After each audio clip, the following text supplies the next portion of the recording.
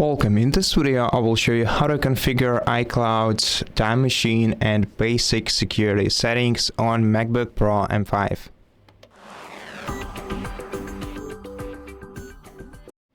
Let's start with iCloud configuration. So basically, all we have to do is navigate to the Apple menu in the top left corner of the MacBook screen and open System Settings.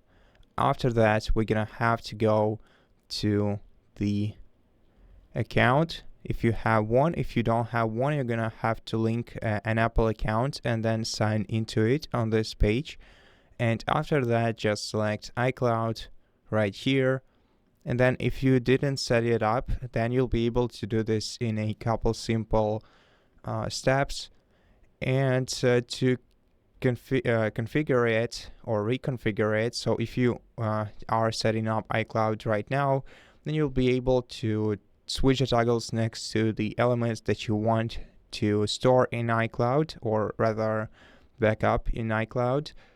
And otherwise, you can go to see all. If you have already set up your iCloud, you'll be able to go to see all right here and untoggle the toggles or toggle additional toggles that you for the files and data that you want to store in the iCloud. Besides, you can also upgrade to iCloud Plus, which will of course cost you.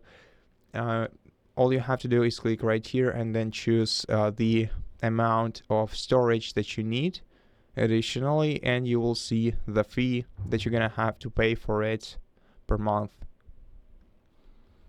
The next thing is the Time Machine, which is generally also pretty easy. And to set it up, we're gonna have to go to General, but before, of course, we're gonna have to get the external SSD drive. The bigger, the better. The recommended amount of SSD storage for this MacBook Pro with basic the basic build with 512 gigabytes of storage in it is around 1 terabyte. So generally speaking, you're gonna have to get yourself a 1 terabyte SSD and then just connect it to your PC, either by using an external hub or just directly to USB-C port. You can use any USB-C port on your MacBook Pro, as they both have the same transmission speed.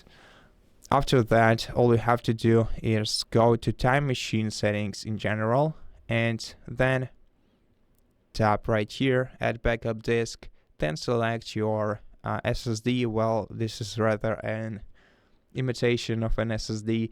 Click setup disk right here, and there you'll be able to choose whether you want to encrypt your backup, which is recommended for security reasons. Then you're gonna have to create a password for it by entering the new password right here and then re-entering it in the next field. And then you can also add the hint to your password. And then you can also set the disk usage limit. By default, we have the none option selected, which will allow your backup Time Machine use all of your SSD. But if you only want to use part of it for the backup, use custom and then select the space that you want to use for backups. After that, click done. And then you're gonna have to format your SSD. So make sure that nothing important is stored in there already. Click erase recovery or erase your SSD, and after that your device will be prepared. So all we have to do is just wait until the external drive is formatted, and right now we have this Time Machine SSD, and it will be automatically backed up over time. As you can see, the first backup is gonna happen within 1 minute after we have enabled the backup. So yeah, all we have to do is just wait for 1 minute, and then the automatic backup will start doing its thing. We'll also be able to check our backup by clicking right here, and if you want to back up manually, click backup now after clicking on this time icon on your toolbar. Then you can also browse time machine backups, and if you want to restore something from your backup, you can of course go to your backup disk and select the backup that you want to restore. And as for the default for the main security settings, we should definitely search for privacy and security menu in our settings. So open this tab, and here we want to make sure that the firewall is enabled, which will encrypt your storage. So go to firewall at the bottom and make sure to enable it. So let me just disable it quickly.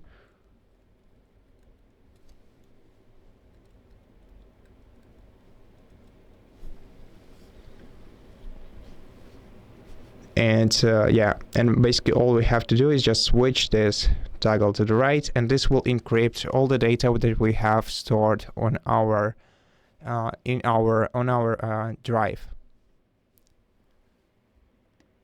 And as we are still here in the privacy and security menu, let's also check some important thing which was recently added, which is called background security improvements. Open this menu and make sure to enable automatic installation of background security improvements, as this will basically download and install the security updates on your computer even when no major OS update is released, which will keep your security updated and will protect your system from intruders and malware, basically.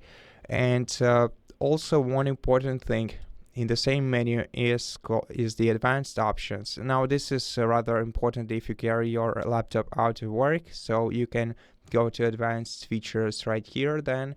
And for example, you can enable requiring a password to open system-wide settings, and you can also enable logging off automatically auto inactivity and select the time after which you want to log out automatically. So I think it's a good thing if you carry your laptop out to work to enable both of these settings. And the last thing is to protect your internet connections.